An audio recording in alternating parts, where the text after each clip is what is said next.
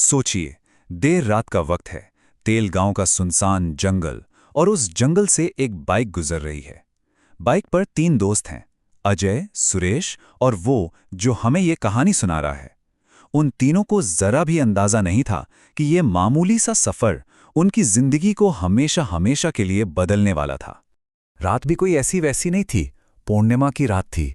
चांद अपनी पूरी रोशनी बिखेर रहा था और उसकी उस हल्की धुंधली रोशनी में जंगल का रास्ता और भी ज्यादा खौफनाक लग रहा था। दूर दूर तक कोई इंसान नहीं, कुछ नहीं, सिवाय उनके बाइक की आवाज के जो उस भयानक सन्नाटे को चीर रही थी। और यहीं से कहानी का पहला मोड़ आता है, गायब होना। हुआ यूं कि सफर के बीच में उन्हें किसी वजह से रुकना पड़ा, और बस वो एक छोटा सा ठहराव एक ऐसी भयानक अनहोनी की शुरुआत बन गया जिसकी किसी ने कल्पना भी नहीं की थी। तो तीनों ने बाइक रोकी। अजय उठकर सड़क के दूसरी तरफ गया और फिर कभी वापस नहीं लौटा। मतलब एक पल के लिए वो वहां था और अगले ही पल वो घने अंधेरे में जैसे कहीं गायब ही हो गया। अब बस ये देखिए कि कैसे वो खामोशी, वो सन्नाटा चीखती हुई दहशत में बदल जाता है। पहले तो अजय का कोई जवाब नहीं आया, एकदम शांति। फिर उन्होंने आवाज लगाई, कोई जवाब नहीं। और तभी उस सन्नाटे को चीरती हुई एक चीख सुनाई दी, भाई बचाओ। और उसके ठीक बाद एक और चीख, मुझे छोड़ दो, मुझे छोड़ दो। अब ये बात तो बिल्कुल साफ हो चुकी थी कि अजय किसी बहुत बड़ी, बहुत भयानक मुसीबत में फंस गया है। तो अब क्या? दोस्त की चीखें आ रही हैं। वो दोनों सड़क की सुरक्षा को पीछे छोड़ते हैं और अंधेरे घने जंगल में उसी दिशा में भागते हैं जहां से वो आवाजें आ रही थीं। और यहीं से कहानी के दूसरे हिस्से की शुरुआत होती है, वो श्रापित हवेली। वो जैसे ही जंगल में घुसे, उन्हें एक के बाद एक डरावने सुराख मिलने लगे। पत्तों पर खून के ताजा धब्बे, जमीन पर ऐसे निशान जैसे किसी को घसीटा गया हो। और फिर उन्हें वो दिखा जिसने उनके होश उड़ा दिए। काली साड़ी में एक साया अजय को घसीटते हुए ले जा रहा था। ये सारे निशान उन्हें जंगल के बीचों बीच खड़ी एक पुरानी 2 मंजिला लकड़ी की हवेली तक ले गए।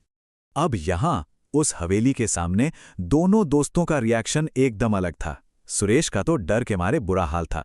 वो बोला, हमें अंदर नहीं जाना चाहिए, वो कोई डायन है, कोई आम इंसान ये नहीं कर सकता। लेकिन हमारा कहानी सुनाने वाला दोस्त, वो दोस्ती निभाने पर अड़ा था। उसने कहा, वो हमारा दोस्त है, हम उसे ऐसे मरने के लिए नहीं छोड़ सकते, मेरे पीछे आओ। तो हिम्मत जुटाकर उन्होंने हवेली का दरवाजा खोला, और जैसे ही वो दरवाजा एक भयानक चरमराती हुई आवाज के साथ खुला, अंदर से चमगादड़ों का एक पूरा झुंड उड़ता हुआ बाहर निकला। समझ लीजिए, ये उस घर में मौजूद किसी बुरी शक्ति का पहला संकेत था। अंदर का माहौल बिल्कुल किसी हॉरर फिल्म जैसा था। हर तरफ मकड़ी के जाले लटक रहे थे। हर चीज पर धूल की मोटी परत जमी थी, जैसे वक्त भी यहां आकर थम गया हो। ऐसा लग रहा था मानो सालों से यहां किसी इंसान ने कदम नहीं रखा, सिवाय मौत के। और तभी उनकी नजर सीढ़ियों पर पड़ी और उनके रोंगटे खड़े हो गए। ऊपर से सीढ़ियों पर से खून बहकर नीचे आ रहा था। अब ये तो पक्का था कि जो भी भयानक हो रहा है वो ऊपर की मंजिल पर है। और अब कहानी अपने सबसे खौफनाक हिस्से में पहुंचती है, सरकटी दहशत। बेतहाशा डर लग रहा था, लेकिन दोस्त को बचाने की एक छोटी सी उम्मीद थी। बस उसी उम्मीद के सहारे वो खून से सनी हुई सीढ़ियों पर ऊपर चढ़ना शुरू करते हैं। ऊपर कॉरिडोर में पहुंचते ही जो नजारा उन्होंने देखा, वो किसी के भी होश उड़ाने के लिए काफी था। अजय की लाश छत से लटक रही थी, लेकिन उस लाश का सिर गायब था। यहीं पर एक बहुत बड़ा, एक नामुमकिन सा सवाल खड़ा होता है। अगर अजय मर चुका है, उसकी बिना सिर की लाश सामने लटक रही है, तो फिर मदद के लिए कौन पुकार रहा है? क्योंकि पास के ही एक कमरे से अब भी अजय की आवाज आ रही थी। उन्होंने हिम्मत जुटाई और उस अंधेरे कमरे के अंदर गए। कमरे के कोने में एक औरत बैठी थी और उसके हाथों में अजय का कटा हुआ सिर था, और वो सिर बोल रहा था, दोस्तों मैं यहां हूं। और फिर वो हुआ जिसकी कोई कल्पना भी नहीं कर सकता। उस औरत ने, जिसका खुद का सिर नहीं था, अजय का वो कटा हुआ सिर अपनी गर्दन पर लगा लिया, और वो सिर मुस्कुराया। ये खौफनाक मंजर देखकर हमारे कहानी सुनाने वाले के दिमाग में बस एक ही चीज आई, भागो। वो अपनी जान बचाने के लिए पलटा और भागा, लेकिन तभी उसे एहसास हुआ कि सुरेश उसके साथ नहीं है। उसने पलटकर देखा तो सुरेश वापस उसी हवेली की तरफ जा रहा था, बिल्कुल शांत, जैसे किसी ने उसे हिप्नोटाइज कर दिया हो। वो अपने होश में नहीं था और सीधा अपनी मौत की तरफ कदम बढ़ा रहा था। हवेली के अंदर सुरेश बस एक ही बात दोहरा रहा था, उस प्रेत आत्मा की मांग, मुझे मेरा सिर ला दो, मुझे मेरा सिर ला दो। और यही कहते कहते उसने एक छुरी से अपनी जान ले ली। अब सोचिए, हमारा कहानी सुनाने वाला उस हवेली में उस भयानक आत्मा के साथ अकेला फंस चुका था, और तब वो आत्मा उसे अपनी दर्दनाक कहानी सुनाती है। एक ऐसी कहानी जो भरोसे के कत्ल और हैवानियत से भरी थी। वो बताती है कि कैसे 3 शराबी लड़कों ने पानी मांगने के बहाने बेरहमी से उसके पति और उसकी हत्या कर दी थी। और यहीं से मुक्ति का एक रास्ता खुलता है। वो आत्मा एक शर्त रखती है, एक सौदा। वो कहती है, मेरा असली सिर ढूंढ कर लाओ और मेरा अंतिम संस्कार करो, ताकि मुझे शांति मिल सके। अगर ऐसा नहीं किया तो अगला शिकार तुम होगे।